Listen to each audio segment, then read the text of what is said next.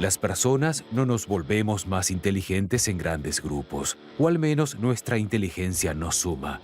Más bien nos volvemos emocionales, fácilmente influenciables y a veces hasta violentos. Al contrario que los animales gregarios, que solo parecen capaces de tomar decisiones inteligentes colectivamente. ¿Qué se esconde detrás de esto? ¿Por qué los pájaros no chocan entre sí cuando cambian de dirección? ¿Cómo se les ocurren estas ideas a las hormigas? Un cardumen casi parece una especie de fluido viviente, como si tuviera voluntad propia. Si miramos con atención, encontramos patrones recurrentes, orden y periodicidad en todas partes. Creo que se puede aprender mucho del comportamiento colectivo en los sistemas naturales o de las redes naturales para consolidar sistemas estables y resistentes también en lo social. ¿De dónde obtiene sus capacidades un enjambre? ¿Cuál es su secreto? ¿Y cómo podemos aprovecharlo?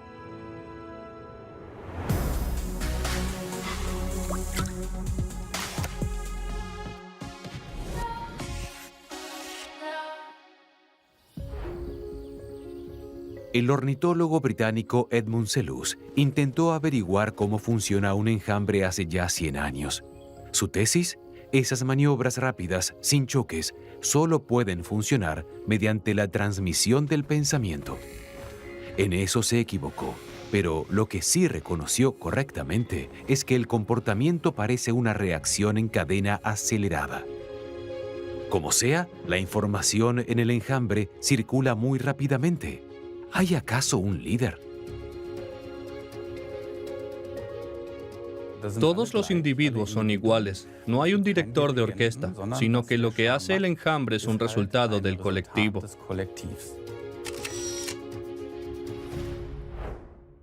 En un enjambre, el todo es más que la suma de sus partes, porque surge algo que los individuos aislados no pueden lograr. Hay muchos ejemplos de cómo un enjambre resuelve problemas que un solo individuo no puede. Pero, ¿cómo se forma el enjambre? ¿Y cómo se sincronizan sus individuos? La sincronización es cuando un orden espontáneo surge de la nada. Como cuando aplaudimos.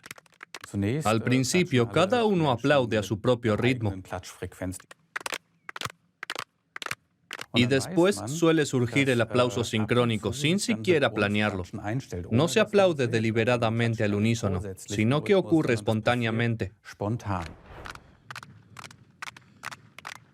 Lo sabemos, por ejemplo, por el teatro. Efectivamente, en un momento dado los aplausos ya no resuenan tanto, y entonces se vuelven más bruscos y caóticos, de nuevo sin sincronización. En el aplauso hay fases y oscilaciones de esos fenómenos de sincronización. Ese es un elemento esencial de muchos fenómenos complejos. El orden surge del desorden. Cuando el vapor se convierte en agua y en hielo, ocurre algo parecido. En las moléculas podemos ver los mismos patrones de orden que en el enjambre. En el vapor revolotean, en el agua están más juntas y en el hielo se han ordenado. Por lo visto, existe un orden, reglas como en la física con las que un enjambre se puede poner en movimiento.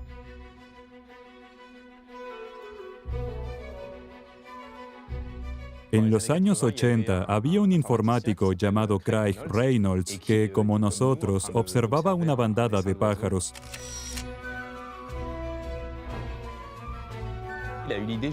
Él tuvo la idea de tomar a cada pájaro por separado para intentar asignarle unas reglas de comportamiento muy sencillas. Primero, quedarse juntos. El individuo se desplaza siempre hacia el centro de los otros que ve. Segundo, hacer lugar. Si un individuo se acerca demasiado, el primero intenta inmediatamente restablecer la distancia original. Tercero, orientarse. El rumbo lo indica el vecino. Con ayuda de estas sencillas reglas, Reynolds programó un software, sentando así las bases del enjambre virtual. Esto inspiró sobre todo a la industria cinematográfica. Por ejemplo, en la película Parque Jurásico se animaron manadas de dinosaurios. En 1993, Parque Jurásico de Steven Spielberg marca un nuevo hito en el cine. Unas sencillas reglas programadas ponen en movimiento una manada artificial de dinosaurios que parece real.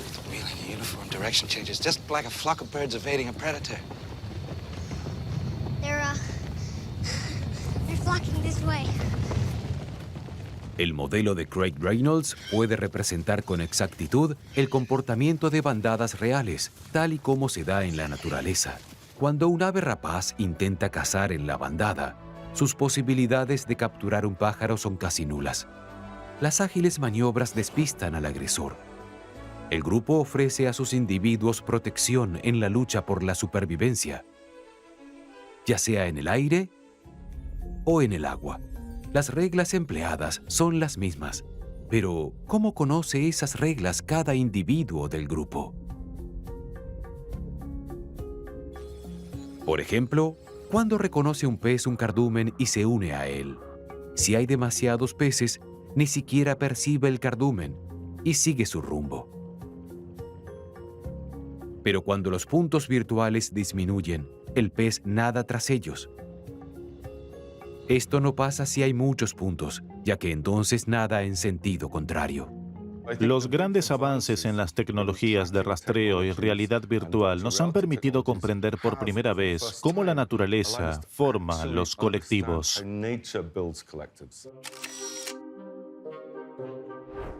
Cuanto más nos fijamos, más sencillos parecen ser estos mecanismos de intercambio, pero son muy resistentes y eficaces. Hasta los peces robot pueden nadar en cardúmenes. Una vez que estos robots están programados como peces, se pueden averiguar más reglas sencillas. Por ejemplo, ¿cómo deben nadar los peces para ahorrar energía en el cardumen? La regla simple es sincronizar la aleta caudal. Los peces robot así lo demostraron y los peces de verdad lo confirmaron. Pero así, no solo aprendemos sobre los peces, sino también sobre cómo construir parques eólicos. Los aerogeneradores se alinean como el cardumen para que no se roben el viento unos a otros. Además, pueden alinear sus hélices para que la resistencia aerodinámica sea la menor posible y así generar mucha más energía. De acuerdo. Pero aunque se puede explicar con reglas sencillas cómo se desplaza un colectivo sin que sus individuos se choquen unos a otros, todavía queda una duda. ¿Cómo puede ser que el grupo encuentre soluciones inteligentes a tareas tan difíciles? Por ejemplo, ¿cómo descubren las hormigas el camino más corto hacia una fuente de alimento? Cuando una hormiga descubre una fuente de alimento, vuelve por el mismo camino y deja tras de sí un rastro de feromonas. Se trata de una sustancia química que indica a las demás que la hormiga ha pasado por aquí. Todas las hormigas lo hacen. Cuantas más hormigas van hacia un lugar, más intenso es el rastro de feromonas. La feromona se evapora, lo que en los caminos largos sucede más rápidamente. Así, la concentración es más intensa en los trayectos cortos. El camino más corto sale reforzado y toda la colonia toma ese rumbo. Esto se demostró con el denominado experimento del doble puente, que consiste en lo siguiente. Hay 2 puentes entre las hormigas y la fuente de alimento, 4 rutas en total. Nosotros tenemos una visión general, pero la hormiga desde su perspectiva no. Y sin embargo, al cabo de un tiempo, quien lo hubiera dicho, la caravana de hormigas se decide por la ruta más corta. El ser humano puede usar esta estrategia para sus propios fines. Hoy ese algoritmo de hormigas es un programa informático, una serie de reglas de comportamiento en una secuencia determinada. En una computadora, las feromonas son los datos. Así, la industria logística, por ejemplo, puede beneficiarse del comportamiento colectivo inteligente de la hormiga. Sin que nadie los dirija, estos pequeños robots encuentran de forma autónoma el camino más corto a través del almacén. La investigación del comportamiento de enjambre también inspira a la robótica. Creo que en el futuro se usarán cada vez más los sistemas de enjambres de robots a gran escala.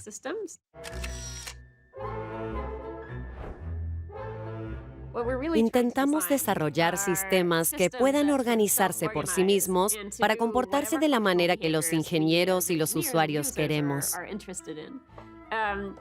En definitiva, todo se reduce a unas sencillas normas locales. Si estas son aplicadas por suficientes agentes y en el sistema cuenta con suficiente retroalimentación, esto es lo que sale al final. Las ventajas de los enjambres de robots también se evidencian allí donde la avería de un solo robot pone en peligro toda una misión, por ejemplo, en Marte. ¿Y si en vez de enviar uno enviáramos 10 o 100,000? Si la mitad de los robots fracasa, no pasa nada porque la otra mitad aún puede continuar. Pero, ¿cómo hacer que colaboren para lograr lo mismo que un solo robot grande y caro? Y además, ¿cómo pueden ser más resistentes y adaptables que un único robot? Los animales gregarios sirven de modelo para los robots en los que trabaja actualmente la NASA, enjambres exploradores para viajes espaciales. Estos robots son baratos y pueden adoptar por su cuenta una formación siguiendo reglas sencillas. Solo necesitan unos pocos sensores para comunicarse y mecanismos sencillos para desplazarse. Mi intuición me dice que necesito más computación, más sensores y más activadores. Mi primer instinto es hacerlo complicado, pero lo realmente difícil es cómo podemos desarrollar un sistema mucho más sencillo que cumpla las mismas tareas. Por ejemplo, cuando se trata de construir.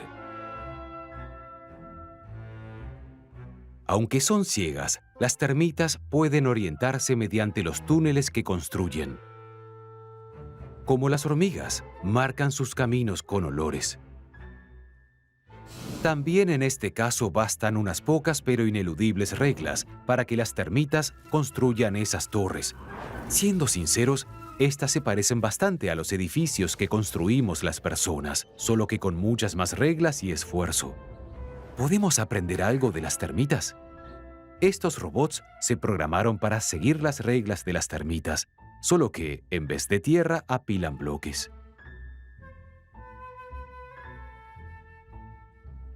Todo lo que necesitan saber es la diferencia de altura entre los bloques. Porque ¿qué probabilidades hay de que el siguiente robot no pueda pasar si pongo un bloque delante de mí? ¿O qué probabilidad hay de que yo cree un hueco que el siguiente robot no pueda llenar? Eso es todo lo que necesitan saber, siempre y cuando tengan una idea de lo que quieren construir al final. Esto funciona en la construcción, el transporte o la medicina. Partes del cuerpo muy sensibles, como el ojo, se pueden tratar localmente con nanorobots. Es mínimamente invasivo y más preciso que la mano humana. Esa es una cara de la moneda. Y esta es la otra. Entrenados como un equipo, pueden penetrar en edificios, coches o trenes, exterminar gente y llevar a cabo cualquier contraataque. Son imparables. El Instituto Future of Life quiere advertir contra este uso de la tecnología y en su película Slaughterbots presenta la cara militar de la moneda. Un enjambre mortal de drones que se autoorganiza para destruir todo aquello para lo que fue programado. Para garantizar que esto siga siendo ciencia ficción, una convención de armas de la ONU debate desde hace años. Hasta ahora, solo 28 estados se pronunciaron a favor de prohibir los sistemas de armas autónomos. Las negociaciones y discusiones continúan. Pero no solo la programación maliciosa puede convertir los enjambres en un peligro. Regiones enteras se ven afectadas cuando un factor se descontrola: el crecimiento del enjambre. La Organización de las Naciones Unidas para la Agricultura y la Alimentación calcula que el alimento de 1 de cada 10 personas podría verse amenazado por las langostas. Por eso se siguen los movimientos de los enjambres de langostas, para predecir sus rutas. Pero, ¿cómo deciden esos enjambres? ¿Por qué, por ejemplo, llegaron a Kenia en 2019 y destruyeron ahí gran parte de la cosecha? ¿Qué reglas siguen las langostas para dirigir el enjambre? Fue increíble. No me imaginaba semejante cantidad. Había innumerables campos amarillos por todas partes. En realidad, los saltamontes son verdes y más bien solitarios, pero cuando su existencia se ve amenazada por el calor debido a la escasez de alimento, forman enjambres de langostas. Entonces cambian de aspecto, crecen más rápido y se multiplican más. Cuantos más estímulos táctiles notan en sus sensibles patas traseras, más perciben a los otros individuos que los rodean y se vuelven impredecibles. Entonces empiezan a marchar, pero si no hay alimento suficiente para un solo saltamontes, ¿cómo va a encontrarlo un enjambre entero formado por millones de animales? Aunque están acostumbrados a su propio olor, si añadimos otro componente, podría ser que su propio olor lleve su sistema olfativo a otro nivel, estimulándolos. Y si después se añade el leve estímulo del alimento, pueden responder con mucha más fuerza que un individuo que no esté en el grupo. Cuantas más langostas hay, mejor perciben el alimento y mayor es su impulso de desplazarse. A menudo necesitan varios días hasta la siguiente fuente de alimento. Cuando el enjambre marcha, sus individuos se mueven en sincronía. El enjambre no deja de tomar decisiones para elegir una dirección. Pero, ¿cómo sabe cada individuo si esa dirección es la correcta? Descubrimos que el cerebro descompone continuamente el mundo en una serie de decisiones con dos opciones y, por tanto, puede lidiar con una enorme complejidad. Incluso un cerebro pequeño de relativamente pocas neuronas es muy poderoso cuando efectúa este proceso, esta transición colectiva que lleva espontáneamente a una toma de decisiones sumamente precisa. De modo que esto nos da una idea de cómo animales de cerebros pequeños pueden ser tan inteligentes y tomar tan buenas decisiones. De un entorno complejo solo se procesan informaciones puntuales. Más verde o menos verde, por ejemplo, desencadena una decisión. Pero, ¿cómo compara un saltamonte su decisión con la de la masa? ¿Qué sucede si éste tiene una idea diferente? Si la información que tiene un individuo no coincide con la de los demás, entonces suelen tomar una decisión intermedia. Pero cuando su experiencia personal sí coincide con el resto, observamos una polarización. Vemos que la probabilidad de tomar una dirección conjunta es aún mayor que la de cualquier decisión individual. ¿Y si el enjambre se equivoca? ¿Tomarán sus individuos una decisión equivocada? Aquí es donde nosotros entramos en juego. ¿Es posible que el comportamiento de los animales pudiera arrojar luz sobre el nuestro propio? Desde hace años se forman enjambres antidemocráticos en Internet que ya se dejan ver en la vida cotidiana. Aunque los animales no puedan expresarse verbalmente ni votar de forma explícita, esas sencillas interacciones locales los convierten en un colectivo increíblemente eficaz para la toma de decisiones democráticas. Un experimento con peces pudo demostrar cómo funciona la toma democrática de decisiones en masa y también la importancia de las minorías en este proceso. Algunos peces fueron adiestrados para escoger la fuente de alimento amarilla, otros la azul. Los peces que escogían el amarillo eran mucho más dominantes porque los habían entrenado durante más tiempo. Por eso siempre acababan llevándose a todos los peces. Si se colocan en el grupo 5 o 10 individuos sin información ni adiestramiento, de los que se diría que no influyen para nada, sorprendentemente el comportamiento se invierte por completo y la mayoría se forma alrededor de los no adiestrados. Eso significa que las buenas decisiones se basan en la diversidad, no en la conformidad. Pero, ¿cómo podemos evitar nuestra estupidez colectiva? ¿Podemos los seres humanos tener una inteligencia colectiva? Si miramos a nuestro alrededor, parecería que no. Durante mucho tiempo, la investigación ignoró las propiedades del comportamiento colectivo en las personas. Al menos eso descubrió el naturalista británico Francis Galton a fines del siglo XIX, cuando quiso demostrar la estupidez de las masas. Él estaba convencido de que las masas eran estúpidas, de que existía una estupidez colectiva, de modo que fue a una feria de ganado y pidió a la gente que estimara el peso de un buey. Recogió 788 estimaciones. Todos estaban equivocados. Galton sintió satisfacción, pero le duró poco. Hizo un descubrimiento asombroso que por entonces no pudo explicar. A saber, descubrió que el promedio de todas las estimaciones daba 547 kilos y el buey pesaba 545. De modo que la estimación promedio de la masa y su valor real diferían en solo 2 kilogramos. El objetivo original de Galton, por demostrar la estupidez de la masa, había fracasado. Por lo visto, hasta era más lista que él. ¿Cuán inteligentes podemos ser en grupo? Quedó demostrado en una partida de ajedrez jugada en 1999, en la que 50.000 aficionados compitieron contra él, Garry Kasparov. La masa determinaba su jugada en votaciones por mayoría. Obviamente nadie habría sido ni remotamente capaz de enfrentarse a la leyenda del ajedrez, pero el grupo de 50.000 aficionados, sin duda, pudo medirse con Kasparov.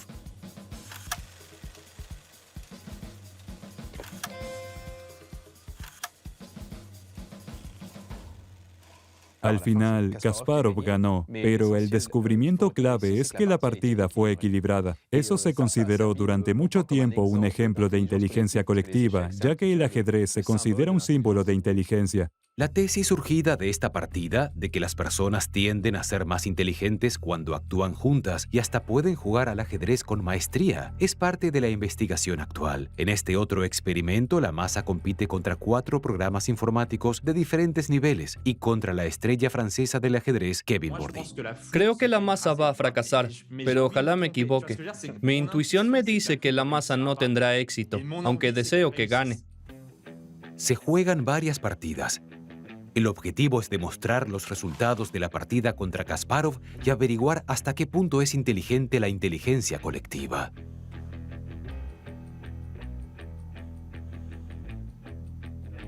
La primera partida con Kevin Bordy estuvo muy igualada y al final ganó él. Y contra la computadora, hay que decir que las computadoras de hoy suelen jugar mejor que las personas. Ya les ganaron a grandes campeones. Cuando la masa juega contra una computadora potente, sus posibilidades de ganar están entre el 60 y el 70%. El análisis de las demás partidas muestra un panorama similar. La masa les gana a los programas simples casi el 90% de las veces. Cuanto mayor es el nivel, más se aproxima la tasa de éxito de la masa a un valor entre el 60 y el 70%. Así que en el ajedrez la masa no es tonta, al contrario, y lo que es cierto en el juego también lo es en otros ámbitos más existenciales. Por ejemplo, 3 opiniones médicas independientes aumentan significativamente la precisión del diagnóstico. La opinión independiente de varios especialistas es mejor que la de un solo experto. Individuos similares actúan según las mismas reglas sencillas, y de ahí surgen mejores decisiones colectivas. Pero también individuos diametralmente opuestos se benefician del grupo cuando cooperan. Pese a las diferencias, juntos logran más. En cambio, desde que Charles Darwin propuso la biología evolutiva, entendemos la vida más bien como una competición. Solo gana la criatura mejor adaptada, o mejor dicho, sobrevive.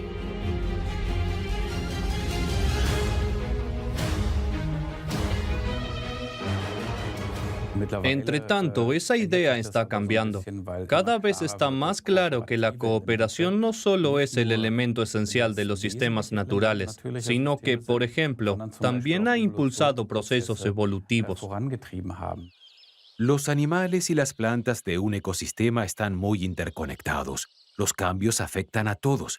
La adaptación y la selección se producen sobre todo mediante las relaciones entre especies. También nosotros estamos muy interconectados. Sería así bueno que recurriéramos más a la cooperación que a la competencia. Tenemos que tomar decisiones junto con mucha gente de todo el mundo porque tenemos problemas globales que antes no teníamos. Podemos aprender mucho de la investigación. ¿Por qué estudio los cardúmenes? Para encontrar principios generales que podamos aplicar en otras áreas. De modo que podemos aprender del enjambre, crear nuestros propios enjambres, usar sus habilidades en nuestro beneficio y así lograr cosas asombrosas.